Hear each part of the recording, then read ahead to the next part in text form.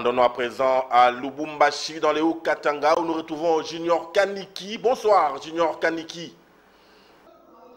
Oui, bonsoir James. Bonsoir aux téléspectateurs d'Antenne A depuis Kinshasa. Parlez-nous du déroulement des examens d'État dans les Hauts-Katanga. Comment ça s'est passé? Oui, voilà. Bon, d'une manière générale, les épreuves se sont déroulées d'une manière générale, se sont très bien déroulées sur toute l'étendue de la province du Haut-Katanga, à Lubumbashi, tout comme dans d'autres villes. Et les go a été donné d'abord pour la hors-session. Le go a été donné par Coalice Mumba, ministre provincial de l'éducation, recherche scientifique et nouvelle citoyenneté. Et au total, 60 000 candidats finalistes ont répondu présents à ces épreuves, répartis dans 124 centres au total. Alors, enchaînant aussi par la session normale, ça s'est très bien déroulé. Il n'y a pas eu beaucoup d'incidents à signaler, sauf il faut juste signaler un seul cas d'accident qui s'est produit à Kipushi, à 30 km de la ville de Lubumbashi, où une candidate finaliste a été tamponnée par un motocycliste et celle-ci a été donc acheminée rapidement au centre pour les soins appropriés. D'où, bref, d'une manière générale, les épreuves se sont très bien déroulées pour l'édition 2019-2020 sur toute l'étendue de la province. Alors Junior, y a-t-il quelques particularités à relever? Oui, j'arrive d'une manière un peu particulière. Donc la particularité de ces épreuves est que ce sont les épreuves qui se sont déroulées dans un contexte particulier lié à la pandémie à coronavirus.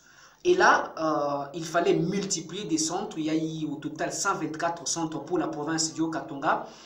Et là, le ministère était dans l'obligation de créer d'autres centres, même dans les fins fonds de la ville, où certains centres ne répondaient même pas aux normes sécuritaires, où il n'y avait pas une bonne surveillance de la part, bien sûr, de ces surveillants, permettait à la tautologie.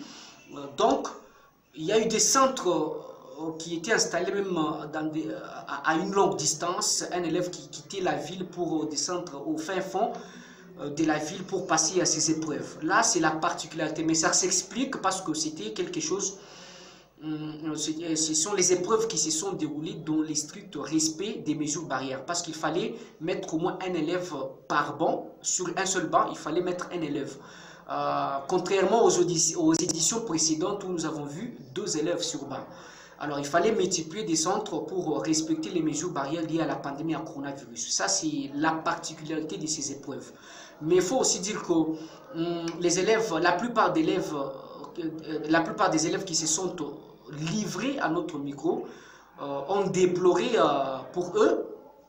Ils ont trouvé certaines questions qui ne sont pas tirées sur les matières déjà vues.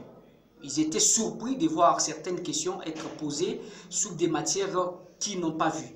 Donc voilà la particularité de ces épreuves sur toute l'étendue de la province du Haut-Katanga, à Lubumbashi, tout comme dans d'autres villes. Merci Kaniki et bonne soirée à Lubumbashi ou à Tanchi. Voilà, merci beaucoup James, merci aux téléspectateurs.